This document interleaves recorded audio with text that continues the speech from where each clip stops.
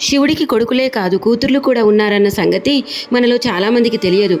ఒకసారి పరమేశ్వరుడు పార్వతీదేవిని తీసుకొని నందనవనంకి వెళ్తాడు. అక్కడ పార్వతీదేవి ఒక చెట్టును చూసి ముక్తురాలవుతుంది. ఆ చెట్టే కల్పవృక్షం. అయితే ఒకసారి పార్వతీదేవి పరమేశ్వరుడు బయటకు వెళ్ళినప్పుడు ఒంటరిగా ఉంటుంది. అప్పుడు పార్వతీదేవి కల్పవృక్షం కింద కూర్చొని తనకు ఒక కూతురు కావాలని కోరుకుంటుంది. అప్పుడు కల్పవృక్షం వల్ల పార్వతీదేవికి ఒక కూతురు పుడుతుంది. శివుడు లేనప్పుడు పార్వతీదేవి బాధను దూరం చేస్తుంది కాబట్టి అశోక అని, తను ఎంతో అందంగా ఉంటుంది కాబట్టి సుందరి అని అశోక సుందరి అని చెప్తారు. అంతేకాక పార్వతీ పరమేశ్వరుల తలభాగం నుండి ఉద్భవించిన ఒక జ్యోతి నుండి కూతురు పుడుతుంది. తానే జ్యోతీదేవి. జ్యోతీదేవిని నార్త్ ఇండియాలో జ్వాలాముఖిగా పూజిస్తారు.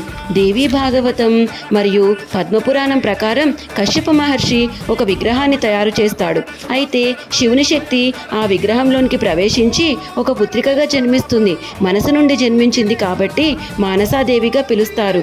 అందరూ చెప్పండి ఓం నమః శివాయ అని.